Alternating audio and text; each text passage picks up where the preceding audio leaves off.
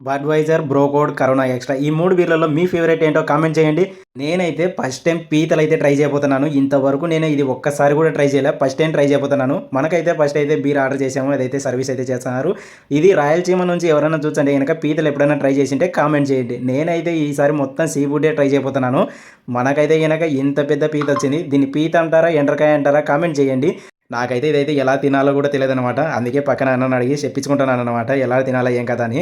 ఇదైతే దీంట్లో తెల్ల గుజ్జుంటదంట. అదైతే తినాలా. నేనైతే ట్రై చేసినప్పటికైతే పైన స్పైసీ మామూలుగా లేదు. భలే ఉంది. లోపలైతే గనక తెల్ల గుజ్జొచ్చింది. అబ్బబ్బబ్బా! ఏమన్నందే నెక్స్ట్ లెవెల్‌లో ఉంది. ఫస్ట్ టైమ్ ట్రై చేసినా కూడా సూపర్‌గానే అనిపించింది నాకైతే.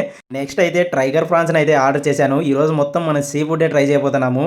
స్టైల్‌గా అయితే స్టార్ట్ చేశాను. ఇలా కాదని ఒక చేత్తో తుఫాను, మరొక చేతిలో టైగర్ ఫాన్ అని పెట్టుకొని నోట్లో ఏసుకొని మొత్తం నోట్లోకేసి దొబ్బేసాను అటనే. టేస్ట్ విషయానికొస్తే గనక జీవితంలో ఎప్పుడు మర్చిపోలేను. అబ్బా! ఎంత లెవెల్‌లో ఉందంటే యమ్మీగా సూపర్‌గా క్రిస్పీగా అబ్బబ్బబ్బా! నెక్స్ట్ లెవెల్‌లో ఉంది. ఆ తర్వాత గోదావరి రొయ్యల ఫ్రై అయితే ట్రై చేసాం. వీళ్ళ దగ్గర చాలా ఐటెమ్స్ అయితే అవైలబుల్‌గా ఉన్నాయి. ఇదొచ్చేసి యానం హైవే పైన కలర్‌ఫుల్ లైట్‌ల డిజైన్‌తో స్కై బార్ అని ఉంటది. వచ్చేయండి. Thank you for watching.